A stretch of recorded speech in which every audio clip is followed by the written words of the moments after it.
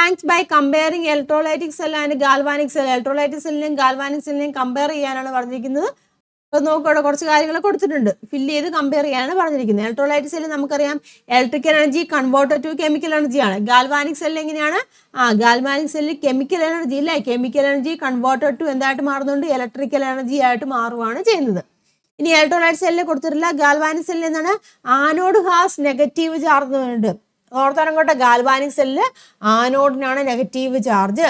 പക്ഷേ ഇലക്ട്രോലൈറ്റിക് സെല്ലിൽ ആനോഡിന്റെ കേസിൽ എങ്ങനെയാണ്? ആനോഡിന് ഏത് ചാർജാണ് വരുന്നത്? ഇലക്ട്രോലൈറ്റിക് സെല്ലിൽ ആനോഡ് ഹാസ് എങ്ങനെയാണ്? പോസിറ്റീവ് ചാർജാണ്. ഇലക്ട്രോലൈറ്റ് സെല്ലിൽ ആനോഡിന് പോസിറ്റീവ് ചാർജാണ്. കാഥോഡ് ഹാസ് നെഗറ്റീവ് ചാർജ് എവിടെയാണ്? ഇലക്ട്രോലൈറ്റിക് സെല്ലിൽ. ഇവിടെ എങ്ങനെയാണ്? ഗാൽവാനിക് സെല്ലിൽ വരുമ്പോൾ കാഥോഡിന് ഏത് ചാർജാണ് വരുന്നത്? Cathode has positive charge. Then പിന്നെ എന്താണ്? Oxidation occurs at anode. ആനോഡിൽ ഓക്സിഡേഷൻ നടക്കുന്നുണ്ട്.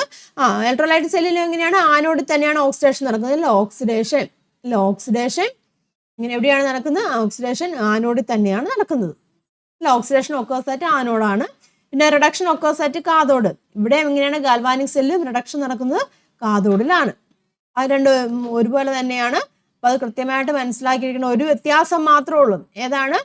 ചാർജിന്റെ പൊളാരിറ്റി ഉണ്ടല്ലോ, ആ പൊളാരിറ്റിയുടെ വ്യത്യാസം മാത്രമേ ഉള്ളൂ. അത് നിങ്ങൾ ഒരെണ്ണം കൺഫേം ചെയ്ത് വെക്കുക, അതിന്റെ ഓപ്പോസിറ്റ് ആണെന്ന് ഓർത്ത് വെച്ചാൽ മതി. ക്ലിയർ ആയല്ലോ? അവിടെ കൊടുത്തിട്ടുണ്ട് കേട്ടോ. മെയിൻ പോയിന്റ് ഇതാണ്. നമ്മളല്ലേ, ആനോഡാണ് ഇലക്ട്രോലൈറ്റ് സെല്ലിലെ പോസിറ്റീവ് ചാർജ്, ഗാൽവാനിക് സെല്ലിൽ വരുമ്പോൾ ആനോഡിന് നെഗറ്റീവ് ചാർജ് ആണ്. അത് ഓർത്ത് വെക്കുക. അതിന്റെ ഓപ്പോസിറ്റ് ആണ് മറ്റേ വരുന്നത് ഓർക്കുക.